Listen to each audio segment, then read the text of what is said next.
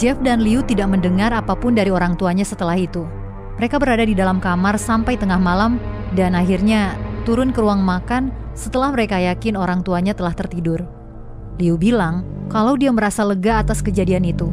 Tapi Jeff justru berpikir kalau masih ada hal buruk yang akan terjadi. Firasat Jeff benar. Keesokan paginya, ketika kedua kakak beradik itu ingin menyantap sarapan, orang tua mereka sudah terlebih dahulu duduk di ruang makan, menatap mereka. Ada apa ini? Duduk! Mereka pun langsung menurutinya.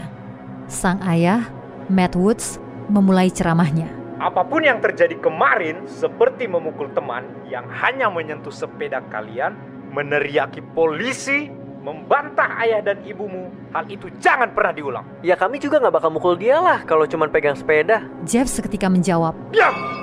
Ini bukan diskusi. Kamu tahu? Anak itu adalah Randy Hayden, anak dari rekan ayah di perusahaan.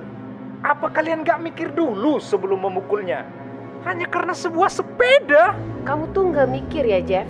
Sheila sang ibu menyauti. Mana aku tahu siapa dia? Matt melanjutkan ceramahnya. Ya, sepanjang pagi ini ayah menghabiskan waktu menelpon ayahnya Randy. Dia mau menyelesaikannya dengan damai. Tapi sialnya, sekarang ayah harus mengurusi hal ini di kantor juga. Emangnya kalian tahu seberapa parah hal yang harus menimpa ayah dan keluarga kita? Amarah Jeff kembali meluap dan dia berusaha sekuat tenaga untuk menahan emosinya. Sebaliknya, kali ini Jeff mencoba untuk menyentuh empati kedua orang tuanya. Coba deh Bu, lihat wajahnya Liu. Anak-anak itu bahkan nonjok bibirnya sampai berdarah. Bibirnya masih bengkak loh. Liu menunjukkan wajahnya agar luka bengkaknya terlihat. Astaga Jeff, jadi cuman gara-gara mereka bermain sedikit kasar dengan adikmu, itu yang bikin kamu berantem. Ayah ingin memiliki hubungan yang baik dengan tetangga kita, tapi berkat kamu, ayah sudah tidak tahu lagi. Sebelum Jeff dan adiknya bisa membuat pembelaan, ayah mereka mulai berbicara kembali. Jadi, ayah dan ibu udah pikirin ini matang-matang. Liburan musim panas tinggal beberapa minggu lagi. Ayah dan ibu sepakat kalau Liu sebaiknya menikmati masa sisa libur di rumah Bibi Mercy.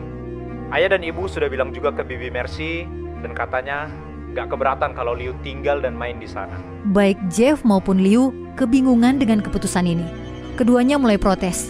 Tapi mereka melihat raut wajah orang tua mereka. Wajah serius yang berarti keputusan pun sudah bulat. Kenapa nggak kita berdua aja yang main ke sana? Jeff bertanya sebagai upaya terakhirnya untuk setidaknya menjauh dari orang tuanya. Bibi Mercy nggak mau kalau kalian berdua main ke sana. Katanya kalian terlalu ribut. Dan ya emang benar begitu. Ya, seperti itulah keputusannya. Liu bersiap ke rumah Bibi Mercy di Ebita Springs, Louisiana.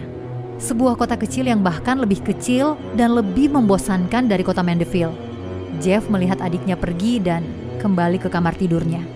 Jeff merasakan amarah itu kembali, namun baginya itu mulai terasa sedikit menyenangkan, meski dia tidak tahu mengapa. Rasanya Jeff ingin mengamuk atas kejadian ini, apalagi orang tuanya pun tidak membela mereka. Namun tidak semuanya terasa buruk.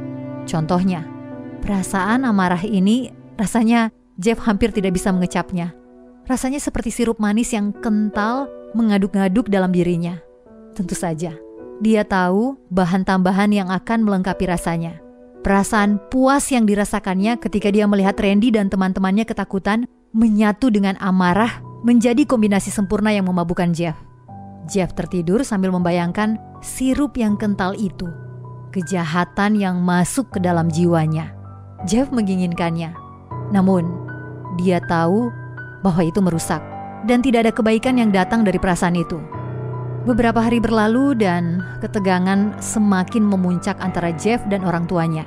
Tanpa Liu, tidak ada hal yang bisa dilakukannya selain duduk di kamarnya dan bermain video game. Jeff bermain keluar tapi tidak terlalu jauh dari rumah. Jeff sadar jika dia bertemu Randy dan temannya lagi, pasti akan ada perkelahian.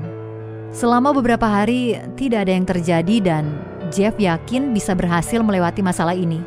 Namun, ibunya tiba-tiba memperburuk keadaan pada hari Minggu pagi. Awalnya, Jeff terbangun karena sengatan panas cahaya sinar matahari yang mengenai wajahnya. Jeff mendengar suara senandung ibunya yang memang dilakukannya. Bahkan, Dalam keadaan setengah sadar, Jeff tahu betul kalau senandungnya itu dipaksakan. Ibunya sengaja melakukannya untuk membangunkan Jeff, dan sinar matahari membuat Jeff terbangun sepenuhnya. Ketika ibunya sadar bahwa Jeff telah terbangun, dia melenggang ke tempat tidurnya dan mulai berbicara dengan nada riang penuh kepalsuan.